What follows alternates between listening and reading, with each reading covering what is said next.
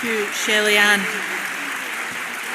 Delegates, our second speaker seconding this resolution is Anne McLaughlin MP, and Anne will be followed by Sarah Chung, also speaking in favour. Welcome, Anne. Thank you, Kirsten. I just first want to pay tribute to Shelley-Ann Brown, Dr. Shelley-Ann Brown, to give her full title. She wrote the resolution. She did a great job with her first speech in person, and I was very happy when she asked me to second it. Who is being sent to Rwanda?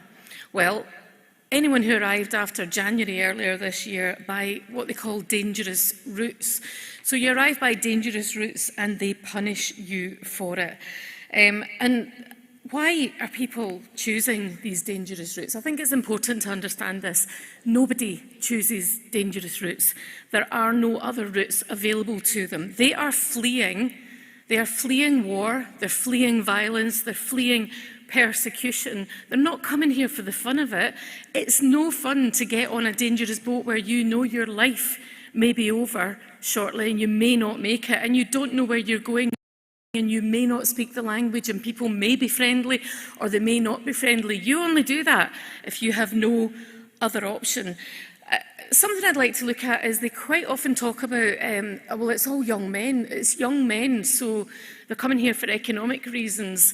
It's young men because that's who the family nominates to come over in the hope that they can reach a place of safety and send for the rest of their family, which is understandable. So those young men, we should be paying tribute to them for their bravery and their courage on behalf of their family. And why are they not using those safe and legal routes that the UK government, the Tory government, keeps talking about? Well, I submitted a written question in Parliament recently and I said, could you list all the safe and legal routes that you keep talking about? And you can look it up, it's published. It fitted onto that size of a piece of paper because there's practically none. But one of them is Afghanistan. So one of the safe and legal routes is the routes out of Afghanistan.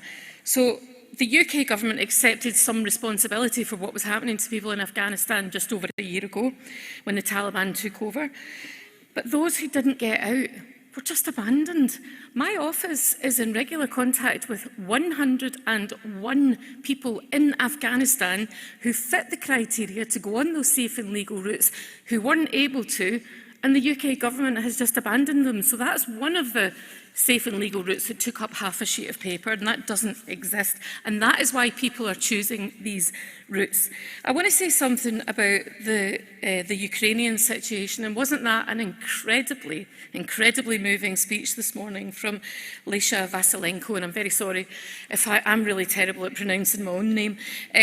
But it's right that we take responsibility for people fleeing war, and it's right that we take responsibility for people in Ukraine. But are Eritreans not fleeing war? Are people from the DRC not also fleeing violence? There are wars all over this world, and we cannot pick and choose. And I'm just seeing a red light flashing. Have I got one? No. Kirsten Oswald is cutting me off. Well, that's the last time I buy her a cup of tea in the House of Commons. Anyway, thank you very much. I know you're going to support this resolution.